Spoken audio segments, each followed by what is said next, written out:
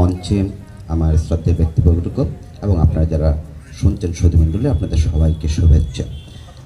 আমার সবসময় ভালো লাগে যে ফটোগ্রাফি সোসাইটি অফ হবিগঞ্জ এটা অনেক বড় সংগঠন। সেই সংগঠনের একজন সহযোগী কিংবা একজন সংগঠনের সঙ্গে থাকতে পেরে আমি নিজেকে অনেক আনন্দিত বোধ করি। কারণ যারা ফটোগ্রাফি করে হবিগঞ্জে কিংবা সারা বাংলাদেশে যে যেখান থেকেই করুক, তাদেরকে অনেক তীক্ষ্ণ বুদ্ধি সম্পন্ন মানুষ হতে হয়। এই পৃথিবী জীববৈচিত্র্য, প্রাণ প্রকৃতি, অগন্তি প্রাণ প্রকৃতি রয়েছে, কিন্তু আমরা যদি ছবিগুলো দেখি যে ফুল পাখি এগুলো হয়তো বিচ্ছিন্নভাবে থাকে। ফটোগ্রাফাররা সেগুলোকে যেভাবে উপস্থাপন করছেন, আমাদের জন্য যে নান্দনিক সৌন্দর্য তৈরি করছেন, এতে করে অবশ্যই তারা অনেক গুণী মানুষ এবং গুণী মানুষের সংস্পর্শে থাকতে পারাটা অনেক ভাগ্যের ব্যাপার।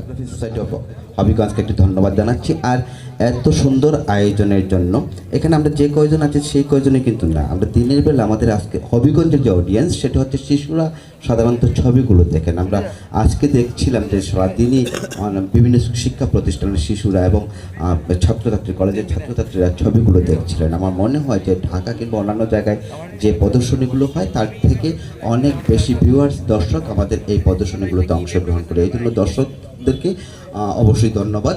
এবং তার আগে যেটা করতে হচ্ছে সেটা হচ্ছে যে আমরা ফটোগ্রাফিক সোসাইটি অফ হবিগঞ্জ একটা ছোট্ট করতালি দিতে চাই। বিশেষ করে এখানে নিয়ে আজকে অনুষ্ঠানের সভাপতি রয়েছেন কিংবা সিনিয়র সহ সভাপতি, সাধারণ সম্পাদকরা যারা রয়েছে, তাদের অক্লান্ত পরিশ্রম আমরা দেখছিলাম গত কিছুদিন ধরে। সুন্দর একটি আয়োজন এবং এই আয়োজনে আপনাদের যারা যারা রয়েছেন এবং আগামী দুদিন যারা দেখবেন তাদের সহমর্মিতা, সহযোগিতা এবং ভালোবাসা দরকার। আমি একটু অনুরোধ করতে চাই, যেহেতু আমার পেশায় একজন পরিবেশ কর্মী, সেহেতু ফটোগ্রাফারদেরকে একটু অনুরোধ হচ্ছে আমাদের নদ নদীর ছবিগুলোর কথা একটু বেশি তুলে নিয়ে আসতে হবে। আমাদের সুতাং নদী ভালো নেই, খোয়াই নদী ভালো নেই, পুরাতন খোয়াই নদী অস্তিত্ব বিলীন হতে চলেছে। আমরা সুযোগ পেলেই সেইগুলো আমাদের দায়িত্বশীল যারা রয়েছেন, অভিভাবক যারা রয়েছেন, প্রশাসনে তাদেরকে আমরা জানাতে চাই। আজকের অনুষ্ঠানের সভাপতি তিনি দেশের একজন প্রশাসনিক সর্বোচ্চ কর্মকর্তা, তিনি জানেন ভালোভাবে, অবহিত জানেন। আমাদের এই জেলার যিনি জেলা প্রশাসক রয়েছে তার কাছে আমরা একাধিকবার আবেদন জানিয়েছি, তিনিও ভালোভাবে জানেন। আমাদের পুরাতন খোয়াই নদীর জন্য অস্তিত্ব বিলীন হওয়ার পথে। আমরা কি শুধুমাত্র সুন্দর সুন্দর ছবি দেখব? আমি খুব করে অনুরোধ করতে চাই যে আগামীতে আমরা একটি পরিবেশ একটি বিষয় রাখবো। একটি কর্নারে যদি আমরা 10টি ছবি দেখি, সেখানে 5টে ভালো সুন্দর নদীর ছবি থাকবে আর 5টি ছবি থাকবে তারা এই দেশের কিছু অপরিণামদর্শী মানুষ সেগুলোকে ধ্বংস করছে এবং হাজার হাজার মানুষের দুর্ভোগ সৃষ্টি করছে। সেই অনুরোধটুকু যদি আপনারা রাখেন তাহলে অবশ্যই ভালো লাগবে।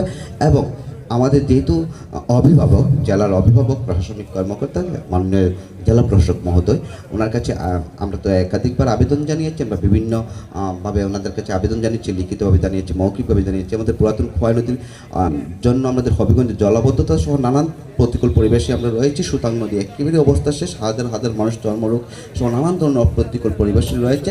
কৃষিকাজ ব্যাহত হচ্ছে, মৎস্য চাষ হচ্ছে না, মানুষ বেকার হয়ে যাচ্ছে। এই বিষয়গুলোর প্রতি দৃষ্টি দেওয়ার জন্য, কারণ মানুষ না বাঁচলে দেশ বাঁচবে না, মানুষকে বাঁচাতে হবে আমাদের। আমরা চাই যে এখন যে পুরাতন খোয়াই নদীর যে সুতাং নদীর যে কালো পানি আছে, সেই কালো পানি আমরা দেখতে চাই না, আমরা সুন্দর পানি দেখতে চাই। আপনারা সবাই ভালো থাকুন, জীবন সুন্দর।